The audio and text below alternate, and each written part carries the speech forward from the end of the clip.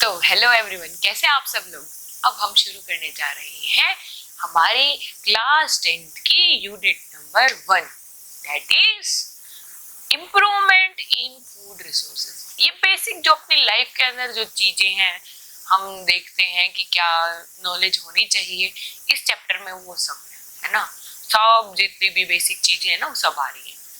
जैसे कि कैसे हम पौधे कौन कौन से होते हैं, सर्दियों में कौन सी क्रॉप्स लगती है, गर्मियों में कौन सी क्रॉप्स लगती है, उन पौधों के अंदर हम न्यूट्रिएंट्स प्रोवाइड करने के लिए हम सॉइल के अंदर ऐसी क्या चीजें डाल देते हैं जिससे वो न्यूट्रिएंट्स उनको मिल जाता है, या फिर कैसे हम मिल्क रेवोल्यूशन आया, कैसे क्या जो भी चीजें हैं सब हम इस चैप्टर के अंदर आने करने वाले हैं। बेसिकली आप नाम पढ़ पाए फूड इम्प्रूवमेंट। इम्प्रूवमेंट मतलब चीजें क्या कर दी गई हैं, इम्प्रूव कर दी गई हैं, बढ़िया बेहतरीन कर दी गई हैं। क्या चीज? Food resources. जो फूड के जितने भी रिसोर्सेज हैं उनमें क्या क्या बेहतरीन करने के लिए उन फूड रिसोर्सेज को, उन खाने जो हमें खाना मिल रहा है उसके अंदर न्यूट्रिएंट्स की मात्रा को बढ़ाना, या फिर उस फूड की क्वालिटी को बढ़ाना, क्वांटिटी को बढ़ाना, ये सब हम इस चैप्टर में पढ़ रहे हैं। अब वो फूड रिसोर्सेज जरूरी नहीं है कि वो सिर्फ वेजिटेरियन हो तो बोले सिर्फ हम प्लांट्स के बारे में पढ़ेंगे, ऐसा नहीं है।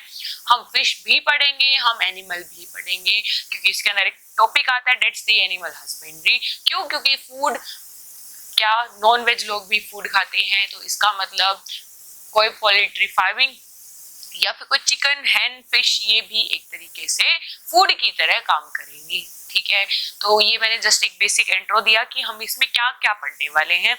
तो बिल्कुल शुरू करते हैं, इजी सा है। ठीक है, बोर्ड नहीं होना है चैप्टर में, इंटरेस्ट लेके पढ़ेंगे कि आखिर होता क्या है, हमारे आसपास है क्या, हमें यही ही नहीं पता है।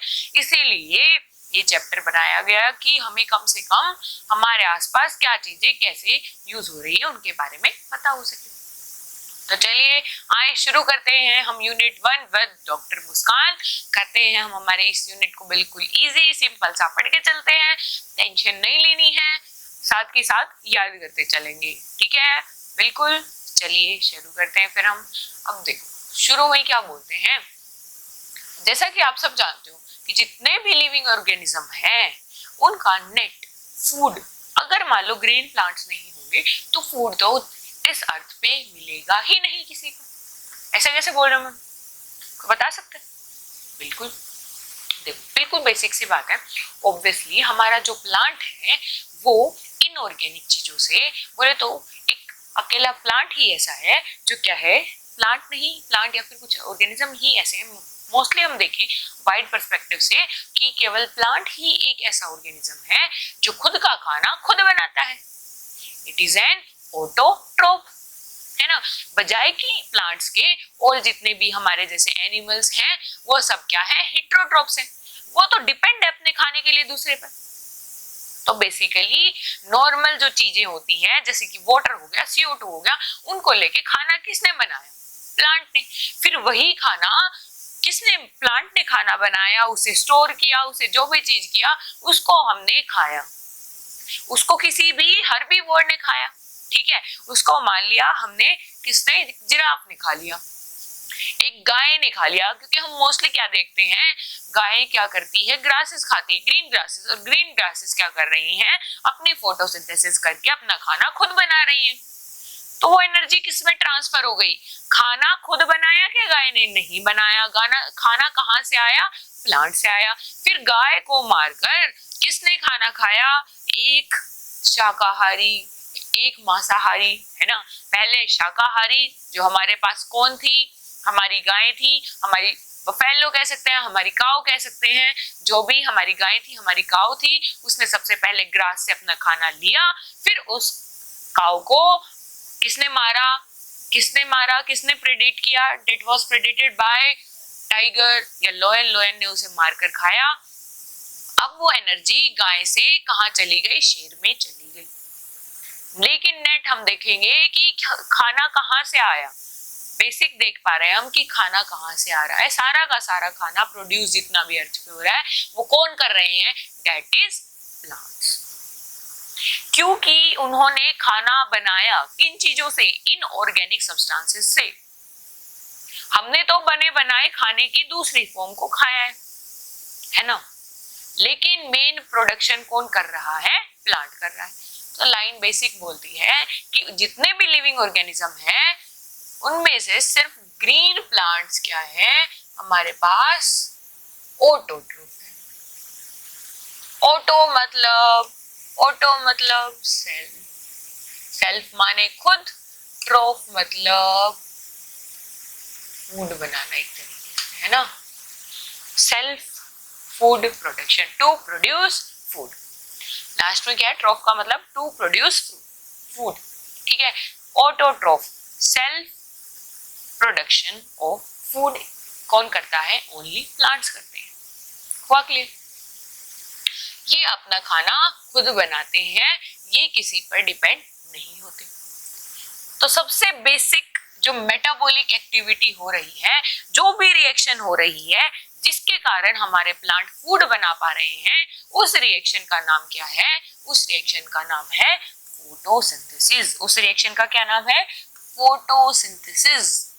फोटोसिंथेसिस प्रोसेस के अंदर हम देखेंगे क्या होता है, बाहर से CO2 ली जाती है, वाटर लिया जाता है, क्लोरोफिल पे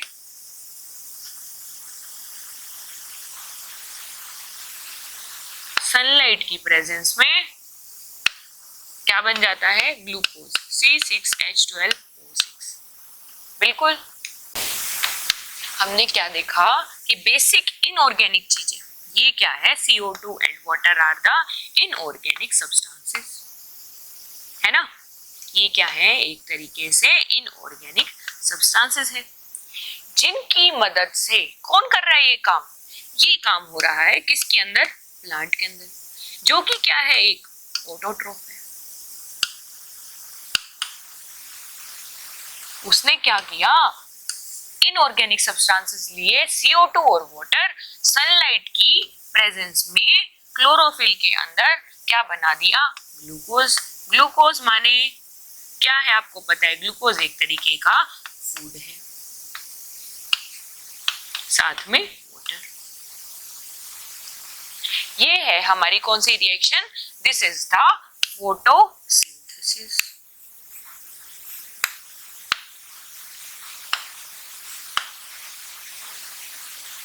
हुआ क्लियर? तो हमने बेसिक एक चीज देख ली है कि प्लांट के अंदर फोटोसिंथेसिस नाम की रिएक्शन होती है जिसकी मदद से प्लांट अपना खाना खुद बना पाता है। हुआ क्लियर? चलिए, फोटोसिंथेसिस के अंदर वही बात बताई है अब यहाँ पे कि लाइट एनर्जी का यूज किया जाता है, ठीक है। ये जो मैंने बताया सनलाइट की प्रेजेंस में, क्यों, क्योंकि इसके अंदर लाइट एनर्जी को यूज करके किसमें बदला जाता है, केमिकल एनर्जी में। किसमें बदला जाता है, केमिकल एनर्जी में, जिससे हम उस एनर्जी को यूज करके हमारा फूड बना लेते हैं। हम नहीं, कौन, प्लांट्स। प्लांट्स अपना खाना बना लेते हैं। अब वो इनऑर्गेनिक सब्सटेंसेस कौन कौन से हैं, ग्रीन प्लांट क्या करता है, carbon dioxide that is CO2 और वाटर दैट इज H2O को मिला के किसकी प्रेजेंस में, लाइट एनर्जी की प्रेजेंस में क्या बना रहा है, कार्बोहाइड्रेट या फूड। वो मैंने क्या बताया, वो कार्बोहाइड्रेट या फूड क्या चीज है, दैट इज ग्लूकोज। ग्लूकोज का फॉर्मूला क्या है, दैट इज C6H12O6। हुआ क्लियर? ये क्या बताया मैंने, फोटोसिंथेसिस का। अब आप देखोगे in contrast to green plants के कंपैरिजन में, अब आपने देखा ग्रीन प्लांट्स क्या है, green plants are the autotrophs. ये सेल्फ डिपेंडेंट है, ये खुद का खाना खुद बना रहे हैं, बजाय कि जितने भी एनिमल्स हैं, हम ह्यूमन बीइंग हैं, ये सब क्या है, हेटेरोट्रोफ्स हैं। हेटेरो मतलब दूसरे पे डिपेंड है, किसके लिए, अपने खाने के लिए, अपने फूड के लिए, अपनी रिक्वायरमेंट्स के लिए दूसरे पे डिपेंड है। दूसरा कौन है, मोस्टली हम देखते हैं बेसिक जो अपना खाना खुद बना रहा है, तो ज्यादातर पॉपुलेशन हमने देखा है वेजिटेरियन होती है, तो इसीलिए हम बोल देते हैं dependent on plant. But dependent on plant कहना ओनली सही नहीं है, क्योंकि बहुत से लोग मांसाहारी होते हैं, बहुत से जानवर ऐसे होते हैं जो किसी जानवर को ही खाते हैं, जैसे कि आपको सबसे बड़ा एग्जांपल पता है आपका शेर, जैकल्स, है ना। तो हम ये नहीं कह सकते कि heterotrophs are the organisms who are dependent for their food on the plants only. No, they are also dependent on other animal also. हुआ क्लियर? डिपेंडेंट ऑन, अब वो किस किस पे डिपेंड हो सकते हैं, या फिर तो कोई प्लांट पे डिपेंड होंगे या फिर किसी दूसरे एनिमल पे डिपेंड होंगे। अब हुई है हमारी डेफिनेशन क्लियर, किसकी? हेटेरोट्रॉफ की। हुआ क्लियर?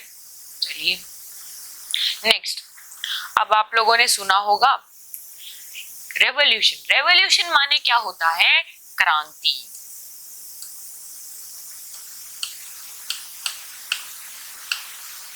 आपको पता है हमारे भारत के अंदर बहुत क्रांतियां आई थी। जैसे ही आपको पता है कि हमारे जो गांधी जी हैं उन्होंने हमारे भारत को छुड़वाया, तो जो हमारे क्या था, हमने खाने की डिमांड की कि हमारे पास खाना अच्छा नहीं है, तो हमारी जो ब्रिटिश थी, ब्रिटिश जितने भी इंग्लैंड से उन्होंने खाना पहुंचाया, इतना गंदा खाना था कि उसको खाने से जरूर बीमार हो जाए, इतना बिना खाए भी ना हो पाए।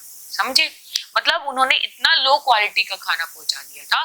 तो जो हमारे ऑनरेबल प्राइम मिनिस्टर रह चुके हैं सबसे पहले, दैट्स कौन है? आप किसी को पता है? दैट्स जवाहरलाल नेहरू, तो है ना, वो हमारे ऑनरेबल प्राइम मिनिस्टर थे। उन्होंने सबसे पहले, आपको पता है कि हरित क्रांति करवाई। हरित क्रांति that is the green revolution. हरित माने हरा, हरा माने ग्रीन, क्रांति माने रेवोल्यूशन। तो उससे हमारे इंडिया ने उस क्रांति के बाद, उस रेवोल्यूशन के बाद खुद का खाना खुद प्रोड्यूस करना शुरू कर दिया, जिसके कारण आज हमारे इंडिया खुद के ग्रेन्स, सीरियल्स, पल्सेस सभी चीजें प्रोड्यूस करता है ना।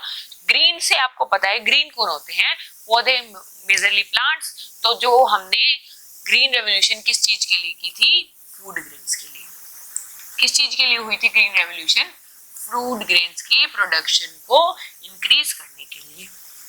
ठीक है, ये हुई सबसे पहले। ब्लू, ब्लू माने आपको पता है ब्लू क्या होता है? नीला नीला पानी, है ना। तो नीला पानी कहाँ होता है? समुद्र में, या फिर कोई भी नीले पानी में क्या रह रही होती है? ज्यादातर मछलियां।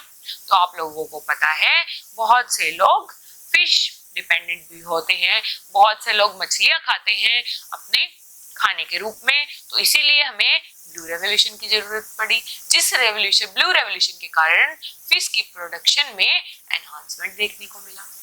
व्हाइट क्या होता है? व्हाइट हम क्या लेते हैं, क्या इंटेक करते हैं? मेजरली दूध।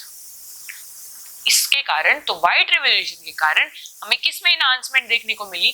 दैट इज द मिल्क या मिल्क प्रोडक्ट्स के अंदर। हुआ क्लियर? तो हमने 3 तरीके के रेवोल्यूशन पढ़ रहे हैं। And the fourth one is the yellow revolution. Yellow माने ऑयल, है ना। आपने देखा होगा, आपका ऑयल थोड़ा देखोगे लाइट येलो इस टाइप का दिखता है। तो ऑयल प्रोडक्शन के अंदर इंक्रीमेंट किसने करी? That is the yellow revolution. तो हमने कुल 4 प्रकार के रेवोल्यूशन पढ़ लिए। कौन कौन से? मैं पूछती हूँ तो आप बता सकते हैं कि साथ के साथ। चलो देखते हैं, स्लाइड चेंज कर देते हैं। तो चलिए, मैंने आपको बताया ग्रीन रेवोल्यूशन। ग्रीन माने हरा, ठीक है। तो अब बता सकते हो ग्रीन रेवोल्यूशन किस चीज की एनहांसमेंट करता है? हाँ मैम, ग्रीन रेवोल्यूशन करता है फूड ग्रेन्स की एनहांसमेंट। ग्रीन रेवोल्यूशन के अंदर हमने फूड ग्रेन की प्रोडक्शन को बढ़ाया था। नेक्स्ट हमने क्या पूछा? Blue revolution. ब्लू किसके लिए सिंबलाइज करते हैं हम? That is the water. Water के अंदर क्या होती है? फिशेस। तो enhance in fish production is come under, किसके अंदर आती है? That is the blue revolution. Next मैंने बोला व्हाइट रेवोल्यूशन। व्हाइट रेवोल्यूशन के कारण मिल्क प्रोडक्ट्स के अंदर इंक्रीमेंट देखने को मिला। ऐसी क्रांतियां करी, ये सब जितने भी रेवोल्यूशंस या क्रांतियां की गई थी, इन क्रांतियों का मेन एम क्या था? प्रोडक्शन को बढ़ाना। क्योंकि रिक्वायरमेंट बढ़ रही थी, लेकिन हमारे पास सप्लाई कम थी, तो हमारी सरकार ने ऐसी कुछ क्रांतियां लाई हमारे अंदर, जिसके कारण हम हमारी नीड को हमारी सप्लाई से मैच कर सके। हमने हमारी नीड माने हमारी जरूरत, सप्लाई माने जो हमारे पास नेट प्रोडक्शन हो रही है। अब सीधी सी बात है, अगर जरूरत बढ़ रही है तो हमें सप्लाई को बढ़ाना पड़ेगा, बिल्कुल ना। तो वही बात है, तो हमने क्या करा, हमारी सरकार ने अलग अलग रेवोल्यूशंस लाए गए अलग अलग ईयर में, जिससे हमारी नीड को क्या करा जा सका, कंप्लीट किया जा सका, नीड को क्या करा जा सका, फुलफिल किया जा सका, है ना। तो हमने तीनों के तीनों रेवोल्यूशन कर लिए हैं। Fourth one is the yellow revolution. Yellow revolution का किसके लिए किया गया था, ऑयल प्रोडक्शन की एनहांसमेंट के लिए। वो क्रांति हुई थी कौन सी, येलो रेवोल्यूशन। चलिए, तो सबसे पहले हम पढ़ने जा रहे हैं सस्टेनेबल एग्रीकल्चर, है ना। सस्टेनेबल, बिल्कुल नाम से समझेंगे, है ना, बिल्कुल इजी सा है। सस्टेन मतलब मेंटेन रहने वाला, है ना। सस्टेन का मतलब क्या आता है, जस्ट मेंटेन रहने वाला, एग्रीकल्चर माने खेती, है ना। तो अब इसकी डेफिनेशन देखते हैं, है क्या ये। Sustainable agriculture can be defined as adoption of ऐसे मेथड या ऐसे तरीके अपनाऊं मैं अपनी खेती में, जिसके कारण मेरी जो प्रोडक्शन है, मेरी जो अभी फील्ड की यील्ड आ रही है, जो भी प्रोडक्शन हो रही है, वो बढ़ जाए। हुआ क्लियर। ऐसे मेथड का यूज करना, वही बात है, defined as adoption of various farming and production management techniques. बहुत सारे प्रोडक्शन और मैनेजमेंट ऐसी टेक्निक्स का यूज करना, जिससे मैंने अपनी एग्रीकल्चरल यील्ड से मैक्सिमम प्रोडक्शन दे दी हो। ठीक है, मैंने ऐसे कुछ टेक्निक्स या फिर ऐसे मेथड्स अडॉप्ट कर लिए हैं, जिससे मैंने मेरी उतनी ही जमीन से मेरे प्रोडक्शन की मात्रा बहुत ज्यादा बढ़ा ली है। मेरी जो यील्ड आ रही है, मेरी जो प्रोड्यूस हो रहा है, मेरी उसी फील्ड से जो अब पहले सीरियल्स जितनी मात्रा में निकल रहे थे, उससे अब मैक्सिमम मात्रा में निकलना, उसे सस्टेनेबल एग्रीकल्चर कहा जाता है। ठीक है, तो नेक्स्ट आप देखोगे इसमें क्या होता है, इसके अंदर क्या क्या चीजें इन्वॉल्व होती हैं। कंजर्विंग माने बचाना,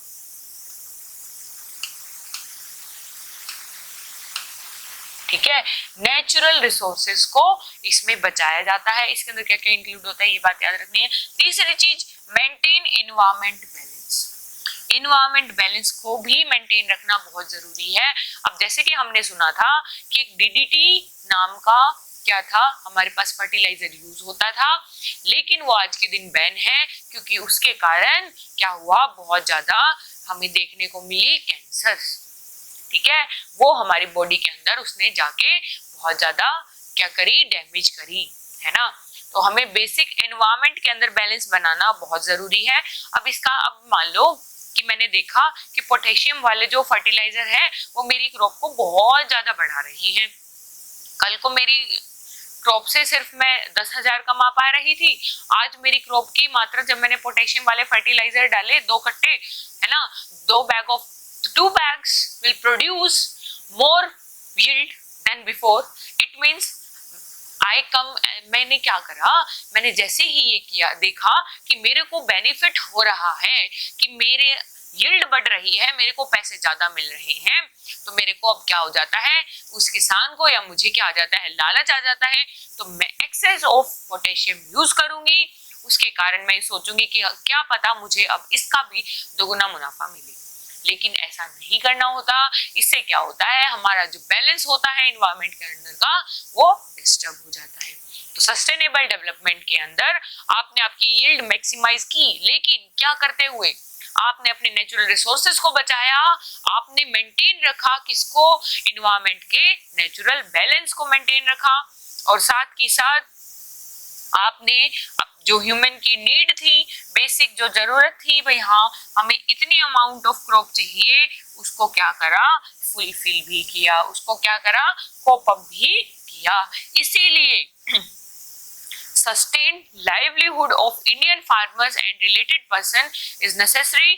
इसीलिए हमारे पास जो इंडियन फार्मर्स हैं उनके लिए बहुत जरूरी हो गया है कि वो एडप्ट करें सस्टेनेबल फार्मिंग के कुछ मेथड्स को या प्रैक्टिसेस को। अब उस सस्टेनेबल फार्मिंग की टेक्निक्स के अंदर क्या क्या आता है, मिक्स्ड फार्मिंग आता है, क्रॉप रोटेशन आता है, इंटरक्रॉपिंग आता है, इंटीग्रेटेड फार्मिंग आता है। अब इनके बारे में हम डिटेल अब आगे पढ़ेंगे, ठीक है। ये अलग अलग तरीके की कैसे फार्मिंग हो रही है। सबसे पहले फार्मिंग बेसिक टर्म्स पढ़ते हैं। फार्मिंग का मतलब क्या होता है। अब बहुत से लोग होते हैं जो जिनसे पूछो आपके फादर का क्या ऑक्यूपेशन है, डेट्स फार्मर, ठीक है, लेकिन वो ये नहीं बात बता पाते कि फार्मिंग की डेफिनेशन क्या है ना। क्या बता पाते हो? बता पाते हो तो बहुत अच्छा, नहीं बता पाते वो सीख ले रहे कि होती क्या है। तो फार्मिंग एक ऐसा प्यारा सा प्रोसेस है जिसके कारण, जिनकी मदद के कारण हम आज के दिन हमारा खाना खा पा रहे हैं, हम हमारी इच्छाएं पूरी कर पा रहे हैं कि मुझे अब रोटी चाहिए, मुझे इतनी रोटी चाहिए, मुझे ये करना है, वो करना है, ये सब पूरी हो पा रही है किसके कारण? क्योंकि फार्मिंग प्रैक्टिसेस बेटर हो रखी है, इसीलिए। तो चलिए, फार्मिंग ऐसा प्रोसेस है जो क्या करता है, solar energy, with the help of the solar energy क्या करता है, प्लांट्स और एनिमल में इकोनॉमिक प्रोड्यूस बनाता है ना। समझे कैसे? अब आपको पता है सनलाइट का यूज करके प्लांट्स अपना खाना बनाएंगे और उस खाने को क्या होता है, हम एनिमल्स बोले ह्यूमन बीइंग के लिए हम यूज कर लेते हैं, नेट हम इकोनॉमिक प्रोड्यूस कर लेते हैं। तो वो बेसिक डेफिनेशन क्या है, process the harnessing solar energy from plant and animal in the form of, किसके फॉर्म में, इकोनॉमिक प्रोड्यूस के फॉर्म में। फार्मर का काम क्या होता है, क्या फार्मर ऐसा करता है उसने क्रॉप उगाई और अपने अपने खाने के लिए रख ली? नहीं, फार्मर का काम क्या होता है, वो क्रॉप उगाएगा, उस जो भी उसके क्रॉप उगेगी, जो भी उसकी फसल होगी, उसे वो मंडी में बेच कर आएगा, उसे वो बेच कर आएगा, उससे इकोनॉमिक, उसे बेनिफिट होगा। तो बेसिक इकोनॉमिक प्रोड्यूस के लिए फार्मिंग प्रोसेस किया जाता है, ठीक है, हुआ क्लियर। चलिए, कंजर्वेशन। कंजर्वेशन इसका मतलब क्या है, केयरफुल यूटिलाइजेशन मतलब सोच समझ के यूज करना, प्रिजर्वेशन मतलब बचा के रखना या फिर रिस्टोर करना नेचुरल एनवायरनमेंट को या बेसिक रिसोर्सेज को, है ना। हुआ क्लियर? ये क्या है, कंजर्वेशन। कंजर्वेशन मतलब आपको कंजर्व करना मतलब बचा के रखना, हमारा जो नेचुरल एनवायरनमेंट है उसको हम कंजर्व करके रखते हैं। हुआ क्लियर? चलिए नेक्स्ट, इंटीग्रेटेड एग्रीकल्चर। अब मैंने आपको पिछली स्लाइड में आया था ये वर्ड इंटीग्रेटेड एग्रीकल्चर लास्ट में, है ना। सबसे पहले यही देख लेते हैं इंटीग्रेटेड एग्रीकल्चर क्या होता है। इंटीग्रेटेड मतलब नाम से ही पता लग रहा है, इंटीग्रेट करना मतलब जोड़ना, है ना।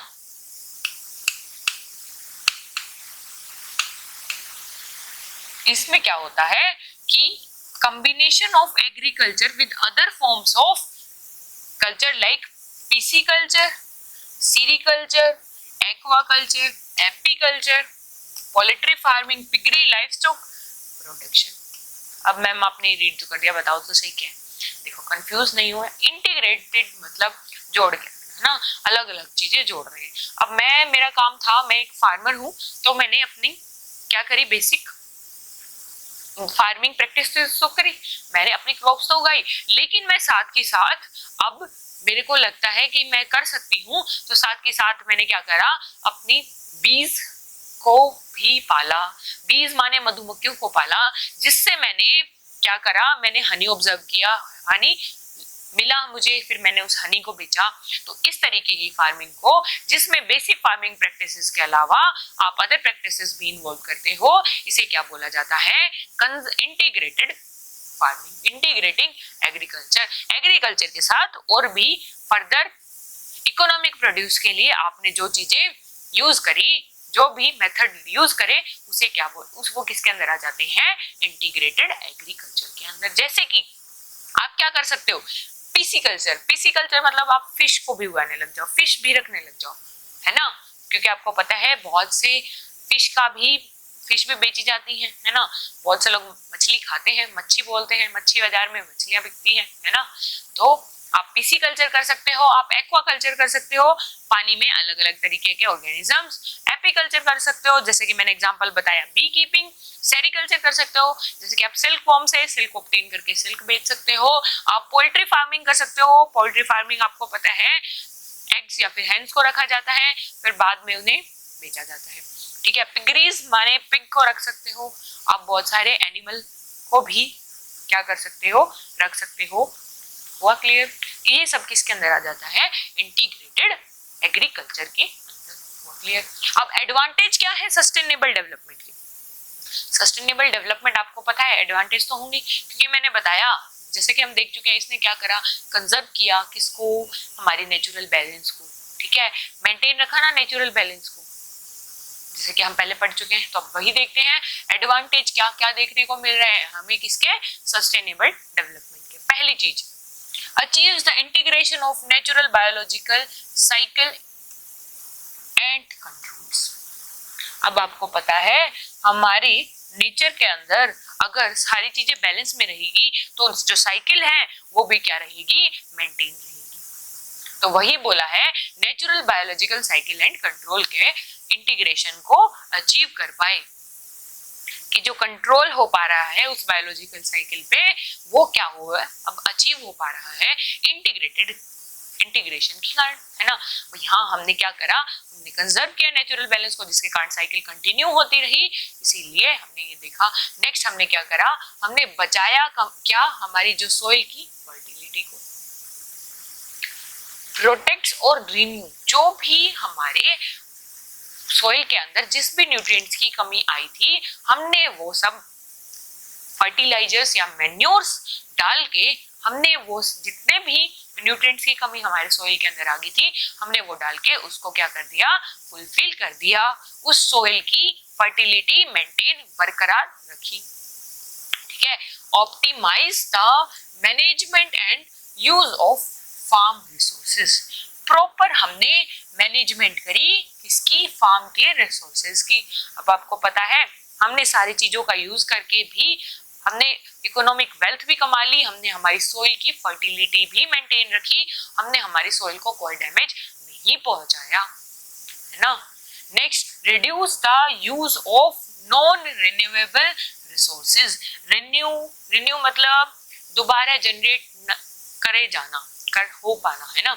नॉन मतलब अब वो दोबारा रिन्यू नहीं हो सकते, तो उनका यूज कम होगा, तो हम जो चीजें प्रोडक्शन जो परचेज हो रही है उनकी इनपुट भी कम होगी। अब आपको पता है जो चीजें वापस नहीं बन सकती जिंदगी में, वो एक बार ही बनी है, तो उनकी प्राइसेस बहुत ज्यादा होंगी, तो इसीलिए हमने उन पे डिपेंड होना ही कम कर दिया, हम रिन्यूएबल चीजें पे डिपेंड होते हैं, जिसके कारण हमारी जो प्रोडक्शन कॉस्ट है, मतलब जो मैंने फर्टिलाइजर या मैन्योर खरीदा, वो उसका रेट अब कम होगा और नेट हमें सस्टेनेबल डेवलपमेंट देखने को मिलेगी। क्यों? क्योंकि उसने ना तो मेरी सॉइल को किसी भी प्रकार का डैमेज पहुंचाया, बल्कि उसने सॉइल को फर्टाइल बनाया, उसके कारण मेरी क्रॉप्स की यील्ड भी बढ़ी। हुआ क्लियर? इसके कारण एक प्रॉपर हमें इनकम का सोर्स भी है। आपको पता है सस्टेनेबल एग्रीकल्चर, मैं फार्मिंग कर रही हूँ, अगर मेरी यील्ड पहले जितनी थी, मैंने सस्टेनेबल टेक्निक्स का यूज करके मेरी यील्ड बढ़ेगी, तो मेरी इनकम बेटर होगी, इंप्रूव होगी। अब आपको पता है इसके कारण मेरी फैमिली के अंदर क्या होगी, अपॉर्चुनिटी बढ़ेगी, सीधी सी बात है। अब मैक्सिमम लोग इन्वॉल्व होना चाहेंगे क्योंकि एक अच्छा इनकम का सोर्स बन गया है। चलिए, in organic farming there is little or no uses of the chemical. Organic मतलब बेसिक आप कह के चलो तो एक नेचुरल सी फार्मिंग है, जिसके अंदर अलग अलग केमिकल फर्टिलाइजर्स का या फिर इंसेक्ट्स को मारने के लिए इंसेक्टिसाइड का, पेस्टिसाइड का इनका यूज ना करा जाए, उसे बोला जाता है ऑर्गेनिक फार्मिंग। अब आपको पता है उसके सबसे बड़े एडवांटेज क्या है, सबसे बड़ी चीज वो क्या बचाएगा, हमें पॉल्यूशन से बचाएगा, है ना।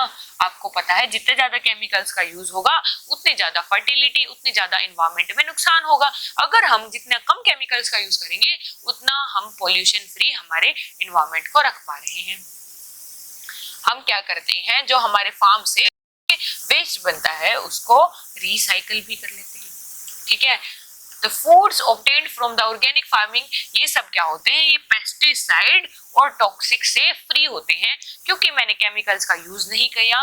अगर मैं केमिकल्स का यूज नहीं करूंगी तो अब वो प्लांट्स में आएंगे कैसे, तो मेरे जितने भी जो भी मेरा फूड प्रोडक्ट होगा वो अब केमिकल फ्री होगा। क्लियर।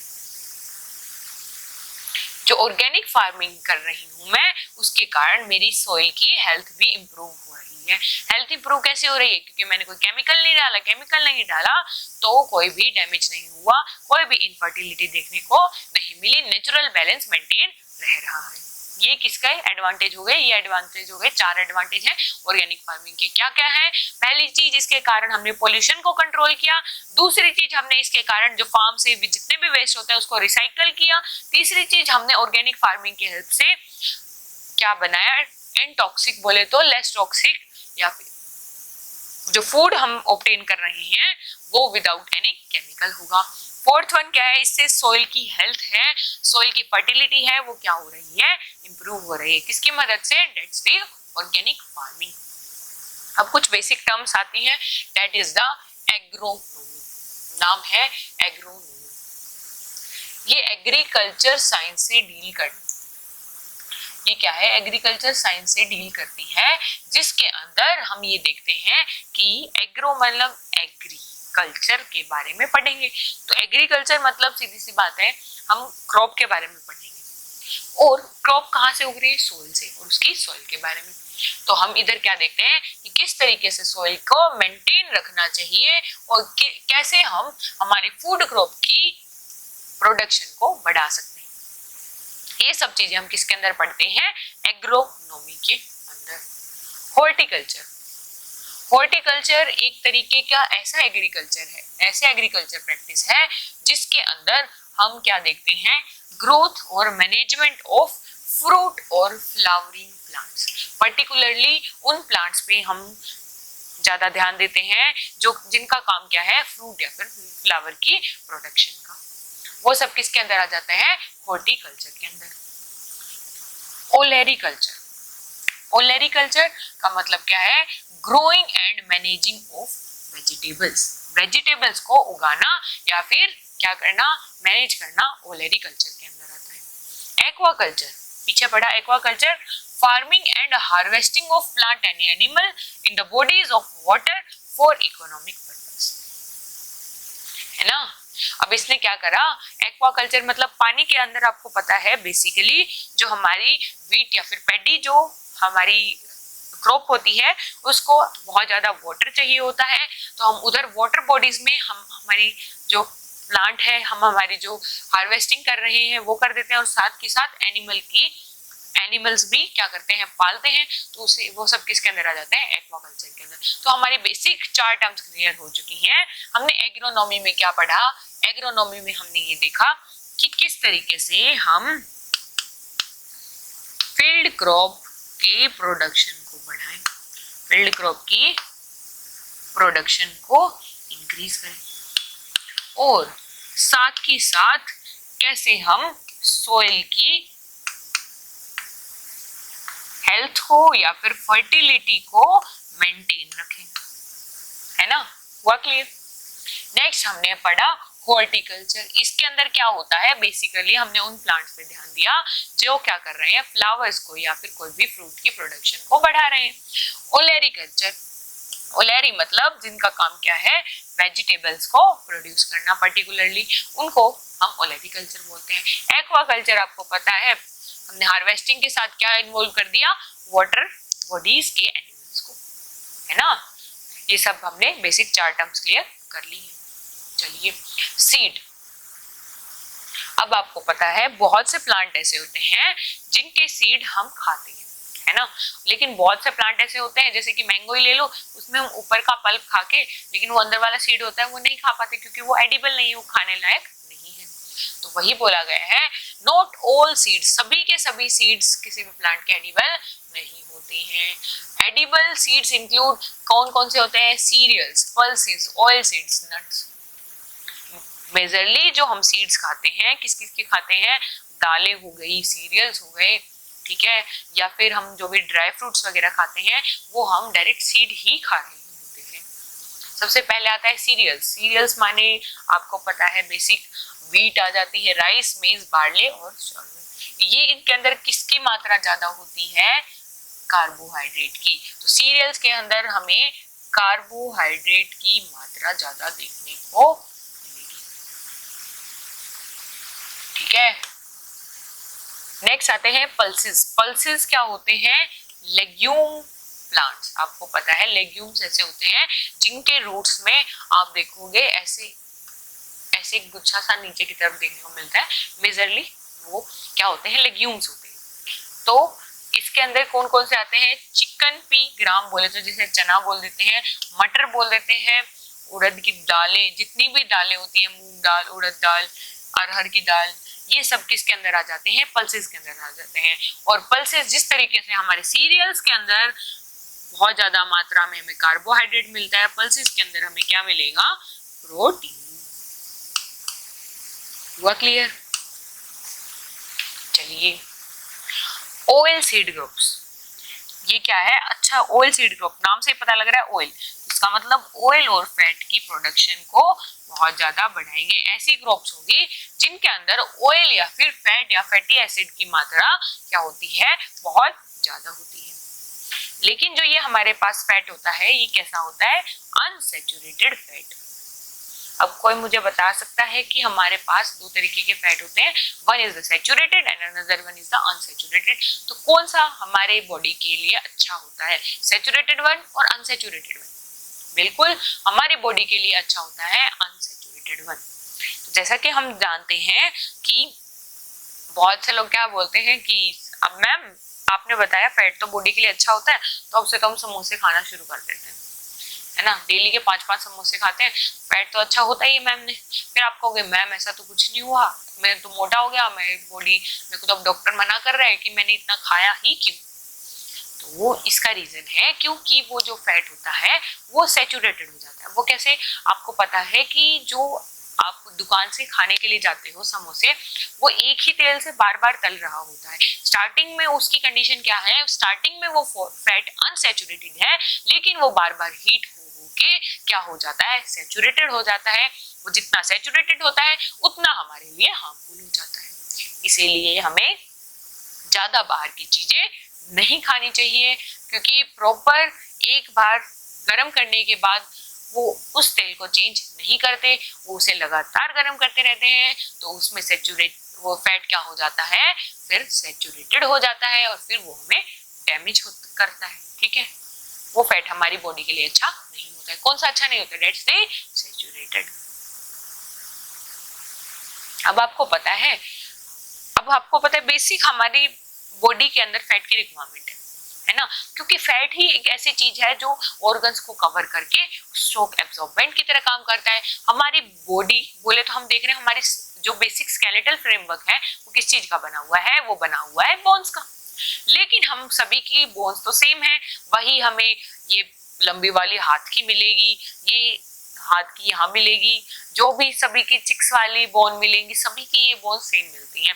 लेकिन हम सभी का फेस स्ट्रक्चर, सभी का बॉडी स्ट्रक्चर अलग क्यों है? क्योंकि हर किसी के अंदर फैट डिपोजिशन, फैट की मात्रा अलग है और फैट ही हमारी बॉडी को शेप प्रोवाइड करता है। तो इसका मतलब हमारी बॉडी के लिए फैट जरूरी है, लेकिन लिमिटेड अमाउंट में, मॉडरेट अमाउंट में। तो वही बोला गया है, moderation are regarded as healthy, ठीक है। अगर हम लिमिट में, अगर हिसाब से हमारा फैट कंजप्शन होता है तो वो हमारे लिए फैट क्या है? हेल्दी होता है। जैसे कि आप देखते हो पर्टिकुलरली जो कोकोनट ऑयल है या फिर पाम ऑयल है, वो चीप सोर्सेज हैं किसके? कुकिंग मीडियम के। ये सबसे सस्ते ऑयल होते हैं, ठीक है, जो क्या है हमारे लिए हेल्दी है उनमें से। चलिए नेक्स्ट हम देखते हैं नट्स और ड्राई नट्स। ये भी हम डायरेक्ट सीड ही खा रहे हैं, है ना। इसका सीड ही एडिबल है, इसीलिए हम खा रहे हैं, तो हमारी इच्छा थोड़ी ना ऐसे। चलो, नट्स क्या होते हैं? प्रोटीन में रिच है, फैटी एसिड में रिच है, कंसीडर्ड एज, इन्हें क्या बोला जाता है? एनर्जेटिक फूड आइटम्स को बोला जाता है, नट्स को या फिर ड्राई फ्रूट्स को। ठीक है, इसके अंदर क्या होते हैं? आपने देखा है बादाम खाओ दिमाग की शक्ति बढ़ाओ, तो उससे नाम से याद आ जाता है कि हाँ, बादाम is also an energetic food. ठीक है, वॉलनट, कैश्यू, पिस्टैचियो, पिस्टैचियो मतलब जिसे हम बोलते हैं पिस्ता, है ना। Fig, resin, resin is the, क्या होती है रेजिन? किशमिश, है ना। इस तरीके के जितने भी ड्राई फ्रूट्स होते हैं, चाहे वो पीनट्स हो, मूंगफली हो, जो भी हो, वो सब क्या है? एनर्जेटिक फूड के अंदर आते हैं। अब देखेंगे हम फ्रूट्स। फ्रूट्स क्या होते हैं? Essentially fruits are ripened ovaries. Plant के अंदर ओवरी भी होती है, ठीक है। जब वो, अब आपने देखा होगा ये ऐसे करके यहाँ पे जो ओवरी होती है, जब वो पक जाती है, राइपन आउट हो जाती है, तो उसके बाहर की जो ये पल्प होती है, इसे हम खाते हैं और इसको हम क्या कर देते हैं? ये क्या थी? ये ओवरी थी। ये क्या था? ओवा था। वो ओ आगे जाके सीड हो जाता है, जो ओवरी होती है ये पक के हम फ्रूट पल्प के रूप में इसे खाते हैं, है ना। ये अच्छा सोर्स है फ्रूट्स, आपको पता है, बोला जाता है बहुत अच्छा सोर्स होता है किस चीज के लिए?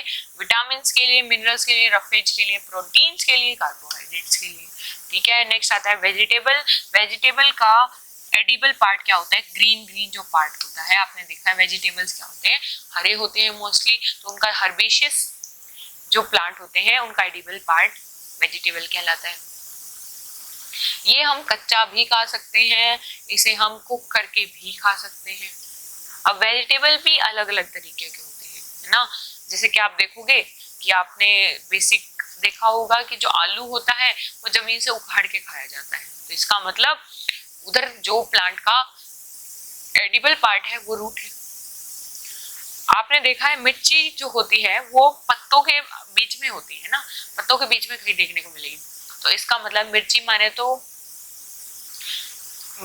तो मतलब हमने देखा कि जैसे हमारे पास आलू था या पोटैटो था, मिर्ची माने चिली है, वो जाके शूट पे उगती है, तो इसका मतलब उसका मिर्ची वाला जो प्लांट है वो चिली प्लांट है, उसका जो एडिबल पार्ट है वो शूट है, बजाएगी पोटैटो प्लांट का एडिबल पार्ट क्या है? तो उसमें सबसे पहला एग्जांपल आता है, हम लेते हैं रूट। रूट अब जमीन से जो उखाड़ के खाते हैं वो याद कर लो। One is the carrot, radish, गाजर, मूली, टर्निप, शलगम, ठीक है, स्वीट पोटैटो, आपको पता है स्वीट पोटैटो, बीट रूट, ये सब क्या है? चुकंदर हो गया हमारे पास, बीट रूट, ठीक है, स्वीट पोटैटो मतलब शकरकंदी हो गई, ये सब ऐसे प्लांट्स हैं जिनका एडिबल पार्ट क्या है? रूट है। वो क्लियर? चलिए, stems. Stems of the some plants, जैसे कि कुछ प्लांट की हम स्टेम खाते हैं, मस्टर्ड की, बैम्बू की, ठीक है, बनाना की, इन सब के अंदर स्टेम है। एस्पार्गस की, इन सब की क्या है? स्टेम है, यूज करी जाती है वेजिटेबल के रूप में। कुछ एक जो प्लांट्स होते हैं वो मॉडिफाई कर जाती हैं। अब आपने देखा है कि कुछ एक के रूट्स क्या है? खाने के रूप में जरूरी है। कुछ अब आपने देखा कि हाँ मैम ये जमीन के नीचे का पार्ट है तो ये रूट्स होंगी, है, लेकिन जो जमीन के जस्ट टच पार्ट है, हल्का सा जमीन के अंदर आ रहा है, स्टेम का वो पार्ट जो हल्का सा जमीन के अंदर आ रहा है, वो अगर खाने में मॉडिफाई हो जाए तो वही बोला गया है कुछ प्लांट्स ऐसे होते हैं जिनकी अंडरग्राउंड स्टेम जो है वो खाने में मॉडिफाई हो जाती है, जिसका एग्जाम्पल क्या है? Potato, onion, ginger, garlic. ठीक है, आप देखोगे जो स्टेम प्रॉपर किस किस की खाई जाती है, मेनली ली जाती है शुगर केन की। शुगर केन के स्टेम से, शुगर केन माने गन्ने के स्टेम से हम क्या करते हैं? हम बनाते हैं क्या क्या? केन जूस या फिर जगरी। जगरी माने गुड़। आपने देखा होगा गन्ने का जूस पीते हो आप, उसी स्टेम को क्रश करके उससे जूस निकाला जाता है। अब बहुत से वेजिटेबल हैं जिनकी लीव्स मॉडिफाई हो रखी है for their as a form of vegetable, जैसे कि स्पिनच, लेटस, कैबेज, टर्निप, ठीक है, रेडिश, मस्टर्ड एक्सेट्रा, और बहुत सारे होते हैं। इनफ्लोरेसेंस वेजिटेबल, ठीक है, जैसे कि ब्रोकली हो गई, कॉलीफ्लावर हो गए, ये सब वेजिटेबल्स होते हैं जिसके अंदर flowers of banana, fennel, cord and saffron are also good example of vegetables. Inflorescence मतलब उनके फ्लावर ही खाने के रूप में कन्वर्ट हो चुके हैं, अब उनका फ्लावर ही एडिबल पार्ट बन चुका है। फ्रूट वेजिटेबल्स दे इंक्लूड, इनके अंदर क्या आते हैं, टोमेटो आते हैं, पंपकिन आते हैं, ब्रिंजल आते हैं, जैक फ्रूट आता है, बिटर गोर्ड आते हैं, ये सब चीजें, कैप्सिकम, लबालब, ये जितने भी हैं इसके अंदर जो फ्रूट प्रोडक्शन होता है वो क्या होता है, एडिबल पार्ट होता है। तो हमने ये देखा कि अलग अलग प्लांट्स में अलग अलग पार्ट मॉडिफाई हो रखे हैं as a form of edible part, है ना, तो वही उसका नाम रख दिया गया। किसी का रूट वेजिटेबल, स्टेम वेजिटेबल, अगर वो फ्लावर से हो रहा है तो इनफ्लोरेसेंस वेजिटेबल, अगर वो लीफ से हो रहा है तो लीफी वेजिटेबल, अगर वो हमारे पास किससे हो रहा है, किसी फ्रूट्स ही हमारा एडिबल पार्ट बन रहा है, that is the fruit vegetable. हुआ क्लियर? Next spices. स्पाइसेस आपको पता है मसाले, है ना, ये कुछ प्लांट्स होते हैं ना, उसके पार्ट को क्या करा जाता है, यूज किया जाता है पैलेटेबिलिटी ऑफ द फूड, मतलब फूड के स्वाद को बढ़ाने के लिए, खाने के स्वाद को बढ़ाने के लिए जिन चीजों का यूज किया जाता है उन्हें क्या बोला जाता है, स्पीसीज, स्पाइसेस, सॉरी स्पीसीज बोल रहे हैं, स्पाइसेस माने मसाले। क्या होते हैं, मसाले। आप देखोगे आप लोगों के सभी के घर पे एक मसालेदानी होती है जिसके अंदर नमक, लाल मिर्च और क्या क्या रखे हुए थे, जीरा वगैरह, है ना, तो ये सब क्या होते हैं, स्पाइसेस होते हैं। फूडर क्रॉप्स, ये क्या होते हैं, फूडर क्रॉप्स ऐसी क्रॉप्स होती हैं जो डायरेक्ट हमारे पास हर्बीवोर ऑर्गेनिज्म होते हैं, वो क्या करते हैं, इनका इंटेक करते हैं, मेजरली कैटल्स, ठीक है, जिसमें क्या जाते हैं, बरसीन, ओट, सूडान ग्रास, सोर्गन, ठीक है, ये सब क्या है, फूडर क्रॉप्स है। अदर क्रॉप्स, कुछ क्रॉप्स क्या होती हैं, ऐसी फाइबर्स देती हैं जिनसे हम क्या करते हैं, हमारे क्लॉथ प्रोडक्शन भी करते हैं, हमारे कपड़े बनाते हैं, हमारी बेसिक रिक्वायरमेंट्स की चीजें बनाते हैं, जैसे कि कॉटन, ठीक है, कुछ जैसे कि टोबैको देखने को मिलेगा, टी देखने को मिलेगा, कॉफी, चॉकलेट, ठीक है, ये सब चीजें क्या है, अलग प्रोडक्शन करती हैं। चलिए नेक्स्ट, क्रॉप सीजन्स। अब आप देखोगे कि जो हमारे पास अलग अलग क्रॉप्स है ना, अलग अलग सीजन में उगाई जाती है। ऐसा नहीं है कि हमने क्या करा कि हमारी जो किसकी गेहूं की फसल है वो हमने गर्मी में उगा के रख दी, नहीं, उसे प्रॉपर विंटर सीजन में उगाया जाता है। तो इसका मतलब अलग अलग जो क्रॉप्स हैं वो अलग अलग सीजन के लिए क्या है, स्पेसिफाई है। अब वो देखते हैं कि अलग अलग क्रॉप्स अलग अलग सीजन के लिए कैसे। देखो क्रॉप सीजन्स, क्रॉप माने फसल, फसल के अब अलग अलग सीजन है ना, तो अब अलग अलग सीजन कैसे, कुछ कहती है कि मैं तो सर्दियों में उगूंगी और कुछ कहती है कि मैं तो गर्मियों में उगूंगी, तो उसी के अकॉर्डिंग अब हम देखते हैं कैसे क्या है। फोटो पीरियड, सबसे पहला वर्ड आता है फोटो पीरियड। फोटो माने लाइट, पीरियड माने समय, है ना, तो ड्यूरेशन ऑफ सनलाइट। अब ये जो है ना, हमने सीजन्स कैसे डिवाइड करे हैं, आपको पता है कि विंटर के अंदर जो सनलाइट की ड्यूरेशन होती है वो कम होती है ना, तो फोटो पीरियड कम रिक्वायर्ड है कुछ प्लांट्स को, तो कहाँ किस टाइम उगना पसंद करेंगे, वो विंटर में जाना पसंद करेंगे। जिनको फोटो पीरियड मतलब लाइट से एक्सपोजर ज्यादा चाहिए वो समर में करेंगे, है ना, उनकी ग्रोथ कहाँ होगी, समर में होगी। तो देखिए duration of sunlight that influences plants in their growth, है ना, तो आपको पता है जितना ज्यादा सनलाइट लेगी, जितना ज्यादा सन एनर्जी का यूज होगा, उतना ज्यादा फूड का प्रोडक्शन होगा, बिल्कुल। तो उसी तरीके से हमारे पास लाइट का एक्सपोजर क्या करता है प्लांट की ग्रोथ के लिए, कि प्लांट कितनी फ्लावरिंग कर रहा है, formation of storage organ, leaf फोल, ये सब किसके ऊपर डिपेंड करता है, ड्यूरेशन ऑफ सनलाइट के ऊपर। इसी के अकॉर्डिंग हमने हमारे प्लांट ग्रोथ को, हमारे क्रॉप सीजन को दो पार्ट में बांट दिया, that is the kharif and the rabi. जो खारिफ है, खारिफ है ना, खारिफ, खारिफ से पता लग रहा है कब उगेगी, रेनी सीजन, ठीक है। रेनी सीजन मतलब अभी जो चल रहा है जून से अक्टूबर का, अभी जो जून से अक्टूबर का सीजन होता है that is the rainy season, है ना, इसे क्या बोला जाता है, they are called summer season crops. कि ये कब ग्रो की जा रही है, समर सीजन में।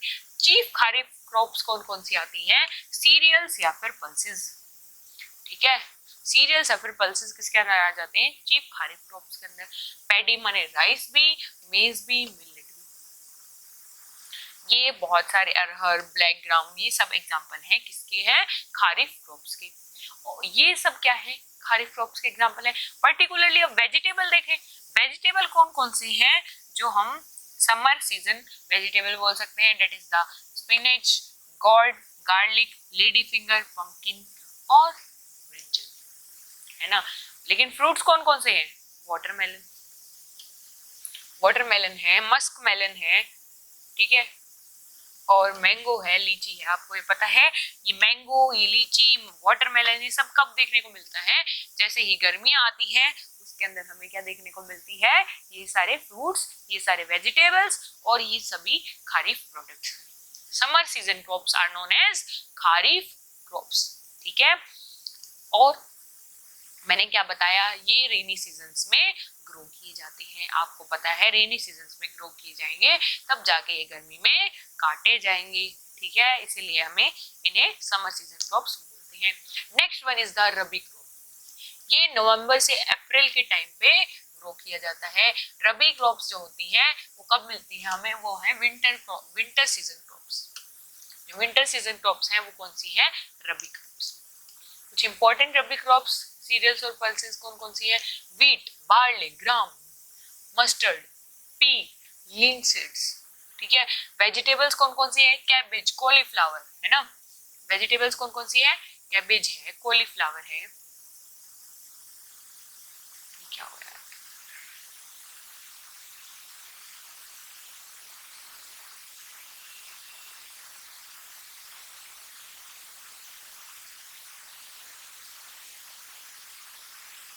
है ना, कैबेज है, कॉलीफ्लावर है, कैरेट है, रेडिश है, ये सब क्या है, रबी वेजिटेबल्स हैं। फ्रूट कौन कौन से देखने को मिलेंगे, एप्पल, आपको पता है सर्दियों में एप्पल देखने को मिलता है। पोमेग्रेनेट माने अनार, ऑरेंज, ये सब हमें विंटर में ज्यादा देखने को मिलती है, इसीलिए इन्हें हम विंटर सीजन क्रॉप्स बोलते हैं। तो ये याद कर लेने हैं बेसिक कौन कौन सी, जो सबसे पहले डिफरेंस याद होना चाहिए आपको रबी और खारिफ क्रॉप्स में, कि rabi crops are the winter season crops और kharif crops are the summer season crops. हुआ क्लियर। चलिए वो अलग पार्टी आ गया, चलो अब आपका क्वेश्चन सोल्व भी कर देते हैं। खारिफ और रबी क्रॉप्स के बीच में डिफरेंस बहुत इंपॉर्टेंट है, अच्छे से याद कर लेना। तो खारिफ मॉनसून या फिर रेनी सीजन क्रॉप्स होती है ना, क्योंकि हम इन्हें उसी टाइम ग्रो करते हैं। वो मॉनसून थी, ये क्या होती है, non monsoon, non monsoon season crops, ठीक है। कौन, रबी क्रॉप्स। इन्हें हम हॉट और वेट, वेट क्यों बोला गया, वेट माने गीला, गीला माने गीला कब होता है, रेनी सीजन में, ठीक है, रेनी कंडीशंस में ग्रो करती है। बजाय कि हमने नवंबर टू, आपको पता है हमने रबी क्रॉप्स को कब ग्रो किया, हमने नवंबर टू अप्रैल में ग्रो किया, क्या, रबी क्रॉप्स को। नवंबर माने सर्दी का time, that is the grow in cold and लगभग ड्राई कंडीशन में हमने रबी क्रॉप्स को क्या करा, ग्रो किया।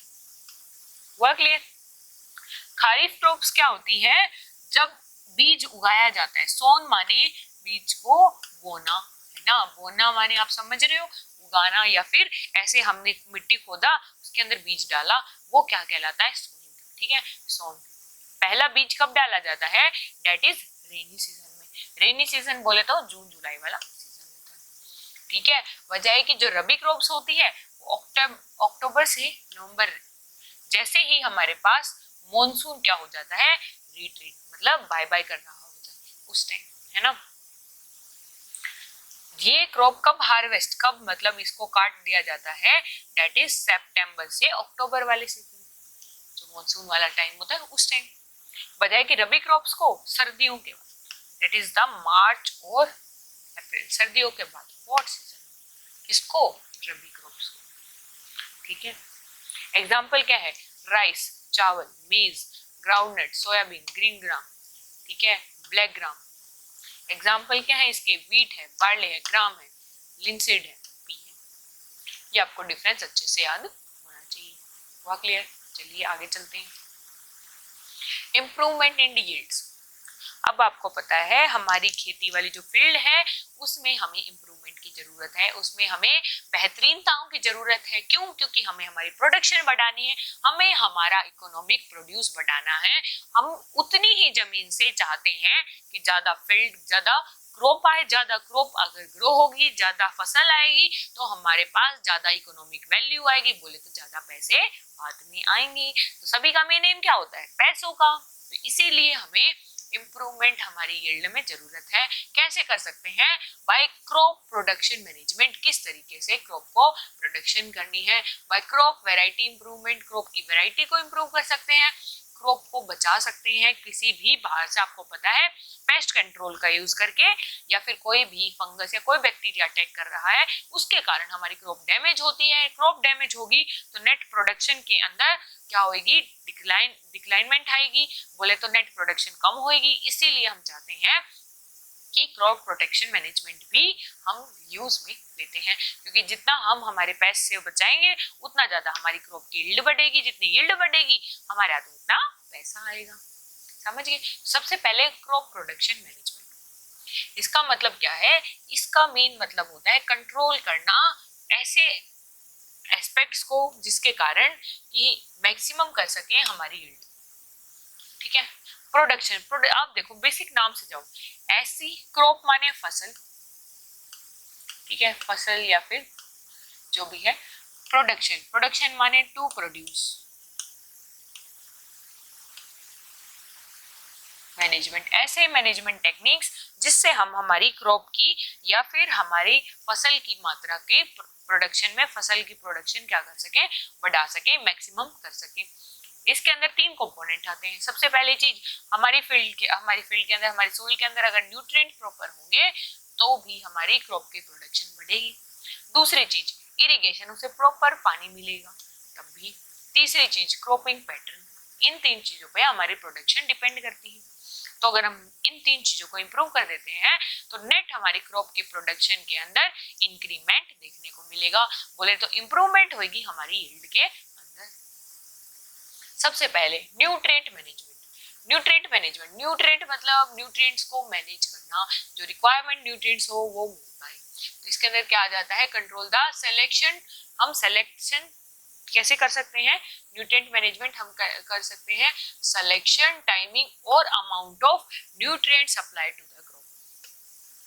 आपको पता है कि बेसिक हम ये देख लें कि हाँ, इस क्रॉप को, ये क्रॉप किस चीज का यूज ज्यादा कर रही है, ये क्रॉप सोडियम का यूज ज्यादा कर रही है, तो हम उस में सोडियम की सप्लाई बढ़ा दें। पर्टिकुलरली कब? जब सोडियम का यूज कर रही है, पर्टिकुलरली ये क्रॉप जब उगना शुरू होती है उस टाइम यूज करती है, तो उसी टाइम देंगे।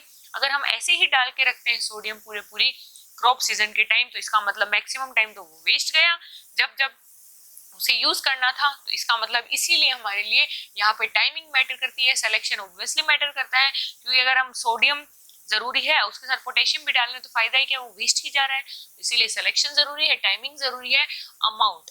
अगर आप एक्सेस में कोई चीज डाल देते हो फिर बाद में वो चीज हार्मफुल हो जाती है, इसीलिए अमाउंट भी जरूरी है। ठीक है? Like other living organism, plant also require inorganic elements for building their structure and maintaining their metabolic processes. अब आपको पता है इन न्यूट्रिएंट्स क्या है? एक तरीके के इनऑर्गेनिक एलिमेंट्स हैं। इनका यूज हमारा प्लांट किस चीज के लिए करता है? खुद की ग्रोथ के लिए, खुद की प्रोडक्शन को इंक्रीज करने के लिए। इन इनऑर्गेनिक एलिमेंट्स को क्या बोला जाता है? न्यूट्रिएंट्स। न्यूट्रिएंट्स का काम क्या है? बेसिक प्लांट की स्ट्रक्चर को मेंटेन करना। दूसरा काम क्या है? मेंटेन कर रही है metabolic activities of the plant, है ना? तो इसीलिए प्लांट के अंदर न्यूट्रिएंट की अमाउंट बहुत मैटर करती है। हुआ क्लियर? चलिए, nutrients are supplied to the plants. अब न्यूट्रिएंट्स कैसे कैसे कोई प्लांट ले सकता है? मेजरली सोइल के थ्रू, वो एयर के थ्रू भी ले सकता है और वाटर के थ्रू भी ले सकता है। There are about 40 elements found in the plant ash. जैसे ही कोई प्लांट को आपने जला दिया तो आप उसके अंदर देखोगे कुल 40 तरीके के एलिमेंट देखने को मिलेंगे, जिसमें से 16 जो है वो क्या है? असेंशियल है प्लांट की ग्रोथ के लिए और डेवलपमेंट के लिए। अगर ये 16 एलिमेंट नहीं होंगे तो प्लांट कोई भी ग्रोथ, कोई भी डेवलपमेंट शो नहीं करेगा। किसमें? उन 40 में से। आउट ऑफ 16 एलिमेंट्स दो एलिमेंट होते हैं जैसे कि कार्बन एंड ऑक्सीजन, ये कहाँ से ऑब्टेन हो रहे होते हैं? ये नॉर्मल हमारे पास एयर और वाटर से। एयर से क्या हो रही है? कार्बन डाइऑक्साइड, कार्बन, वाटर से क्या हो रहा है? हाइड्रोजन। बाकी जो बचे 13 एलिमेंट्स हैं, अब मैंने बता दिया कार्बन, हाइड्रोजन, ऑक्सीजन, 16 में से 3 एलिमेंट्स तो मैंने बता दिए कहाँ से ऑब्टेन हो रहे हैं। बाकी जो 13 एलिमेंट्स हैं वो कहाँ से आ रहे हैं?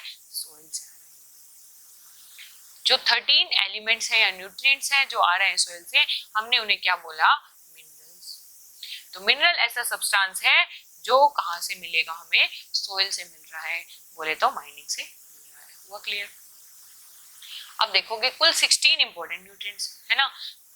मैंने आपको बताया एयर से क्या मिल रहा है हमें? एयर से मिल रहा है हमें कार्बन और ऑक्सीजन, ये मिल रहा है मैक्रोन्यूट्रिएंट। ठीक है, वाटर से क्या मिल रहा है? हाइड्रोजन। बाकी बचे जितने भी जैसे कि nitrogen, phosphorus, potassium, calcium, magnesium, iron, manganese, boron, zinc, copper, molybdenum, chlorine, ये जितने भी एसेंशियल न्यूट्रिएंट्स हैं ये सब कहाँ से मिल रहे हैं प्लांट को? सोइल से। अब मेज हमारे पास एक साइंटिस्ट हैं जिन्होंने 1915 में जो हमारे पास एलिमेंट मैंने बताए अभी आपको, ये वाले एलिमेंट्स, इनको दो पार्ट में बांट दिया, दो पार्ट में, दैट इज द मैक्रोन्यूट्रिएंट्स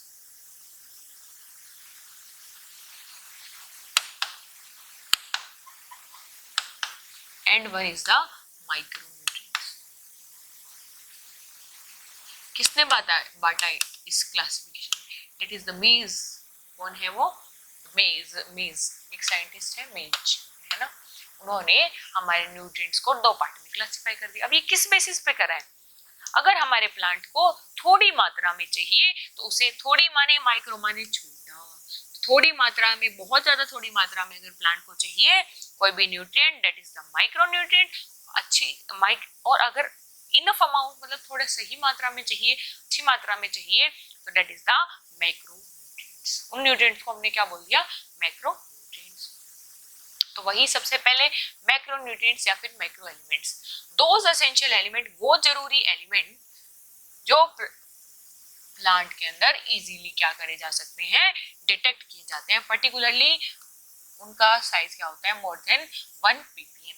ठीक है, 13 एसेंशियल एलिमेंट्स, 6 आर मैक्रोन्यूट्रिएंट्स। मैंने आपको बताया कि कुल 16 एलिमेंट्स जो प्लांट के अंदर मिले थे, उसमें से मैंने आपको बता दिया दो तो कहां से मिल रहे हैं? दो एलिमेंट तो मिल रहे हैं एयर से, एक मिल रहा है वाटर से। फिर बाकी जो बचे वो कितने हुए? बाकी बचे 13 में से कुछ हैं जो मोर देन 1 ppm अमाउंट में मिल रहे हैं बॉडी के अंदर प्लांट की, कुछ है जो लेस देन 1 ppm मिलेंगे। जो मोर देन 1 है दैट इज द मैक्रोन्यूट्रिएंट। ठीक है, उसमें वो मैक्रोन्यूट्रिएंट कौन कौन से हैं? Nitrogen, phosphorus, potassium, calcium, magnesium and the sulphur. N, P, nitrogen, potassium, phosphorus, potassium, ठीक है, कैल्शियम, मैग्नीशियम, सल्फर, ये है आपके मैक्रोन्यूट्रिएंट्स। याद करने हैं कौन कौन से हैं? NPKS, आप याद करो NPKS, CAMG। ठीक है, नपकस का मग है ना, कुछ भी ऐसे ही रैंडम आप खुद की तरफ से निमोनिक बना के भी याद कर सकते हैं। Next is the micronutrients. Sorry, micronutrients के अंदर आपको पता है बहुत कम अमाउंट में पाए जाते हैं ये प्लांट बॉडी के अंदर, लेस देन 1 ppm या फिर मिलीग्राम पर ग्राम में हमें देखने को मिलते हैं। Micronutrients are mostly involve in functioning of the enzyme. Main इनका काम क्या होता है?